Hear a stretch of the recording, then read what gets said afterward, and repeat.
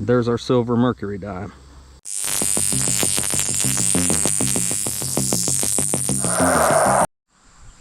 Treasure Charger here. Welcome to my channel. Say, I've learned a lot about metal detecting in the past couple of years, so I wanted to make a video to share some of the tips that I use to dig less trash and more treasure. So let's get started first with the swing.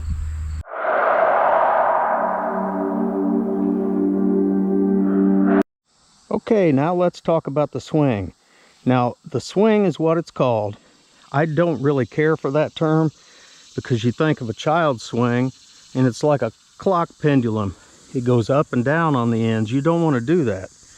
You want a flat, planar swing across the ground. Let me shut the iron audio off. And I like to skim the grass. In other words, keep that coil as close to the grass as you can. And I take little bitty baby steps so I can overlap my swing arcs. That way I'm sure that all the ground gets covered in the direction I'm going.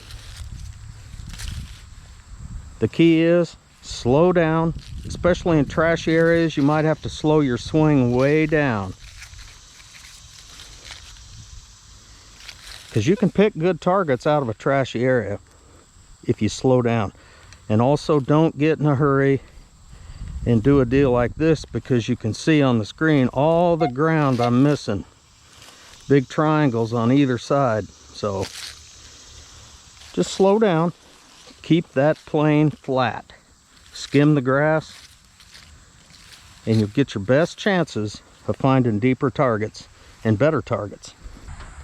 Okay, now let's take a look at the VDI numbers and if they repeat both directions. If you've watched some detecting channels, you'll hear the words repeatable both directions. So let's show you what that means.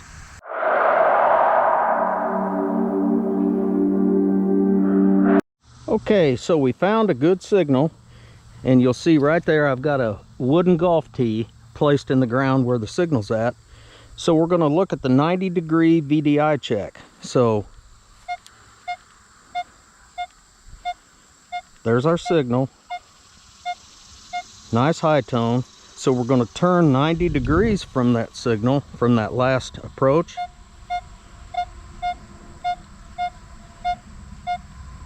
It's ringing just a little bit lower, but we're still getting a good repeatable signal. So that's checks the box on that target. That you know, that's something that you'd likely want to dig.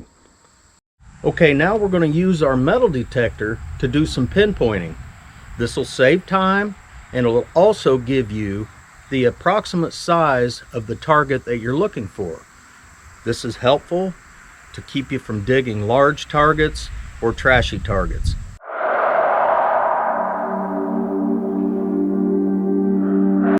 Okay, now let's talk about pinpointing with our metal detector, with our coil.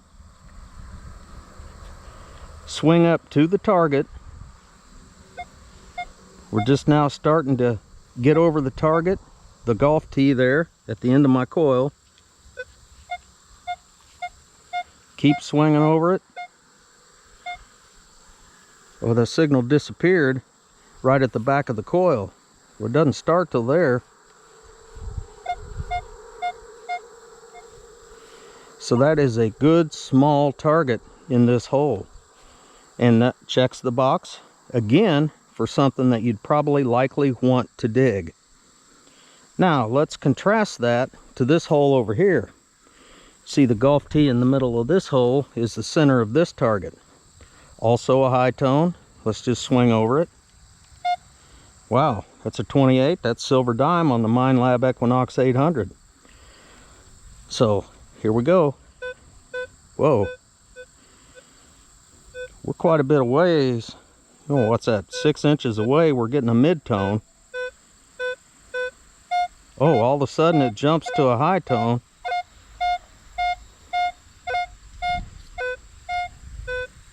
And back to a low tone. or a mid-tone. So the coil's picking up that target. That target is not underneath the coil right now. This is just electrical reactions coming to the coil from the target. Once you start hearing the high tone, you're over the center of that target. We'll turn 90 degrees on it, same thing.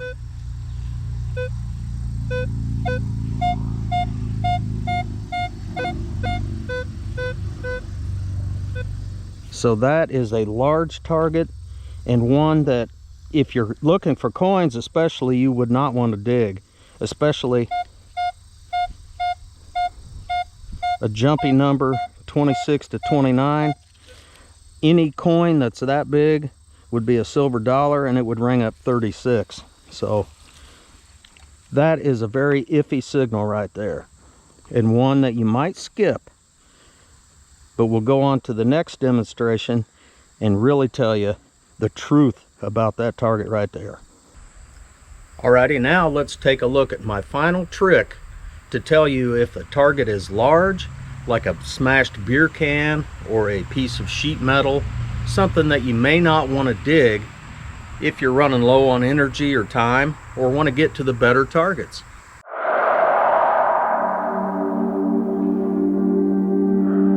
Alright, we've covered the 90-degree VDI check. We've also covered the pinpointing. Now what I want to do is show you a third trick that'll give you a clue as to what's in the hole that's giving you such a great signal. So here's what we're going to want to do.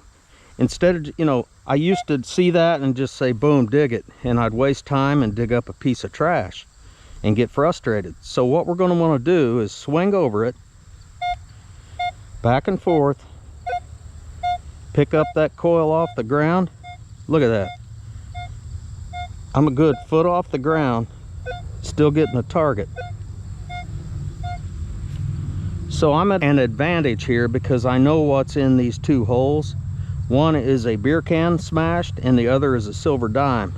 Let's go over to our tight target. That's gone at 2.5 inches off the ground. And that's another valid point with your detecting swing, keeping it low and flicking the grass, because if you're up here, you miss that target. Look, there's a silver mercury dime under there. I just missed it. But if you're down on the ground, you've got it. So again, pick that coil up. If you're way up here, that's a large target, and probably one that I will not dig. It wastes time, it wastes your energy, and let's just see what's in there.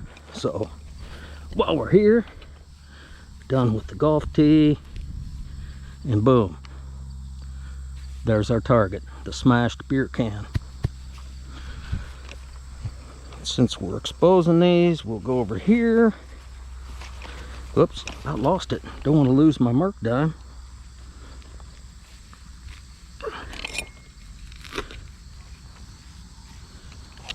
Better find it, huh?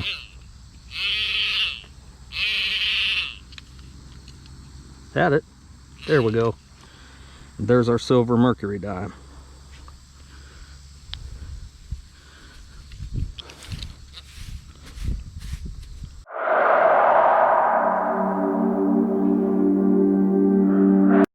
All right, everybody. I'm gonna do a little tip for you here, something I've learned. So there's a target about 10 to 12 inches down, and it's ringing, and it doesn't really change. It's a little jumpy, as you can see, but if you lift your coil up and you can still get a good signal, it's likely an aluminum can.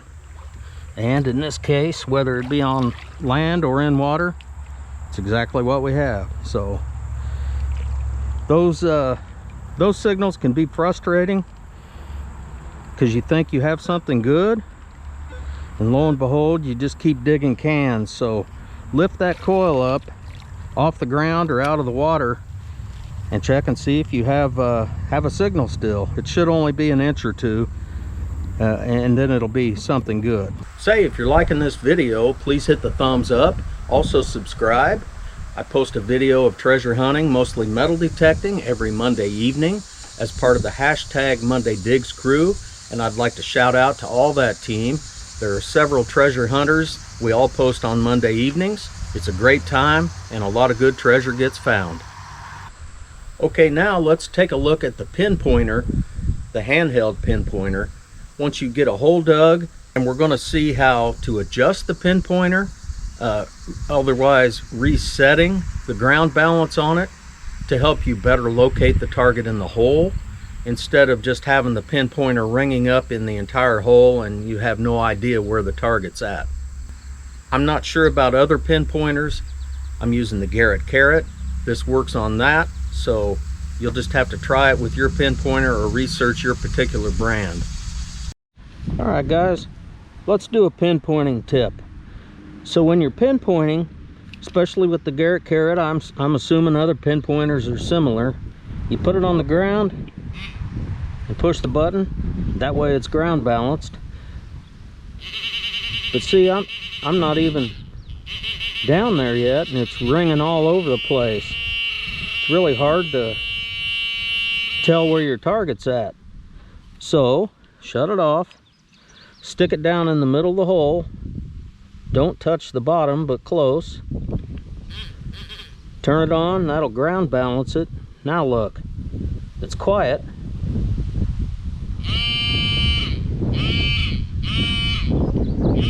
Now we know our target is right there. Works every time. Okay, now I hope this video helped you. Again, I'm not a professional, but I've been at it a few years, and these tips have helped me to improve my treasure to trash ratio, where at first I was about to quit the hobby because of digging too many beer cans because they were high tones. So if you like the video, again, please hit like, subscribe, and thank you for joining me.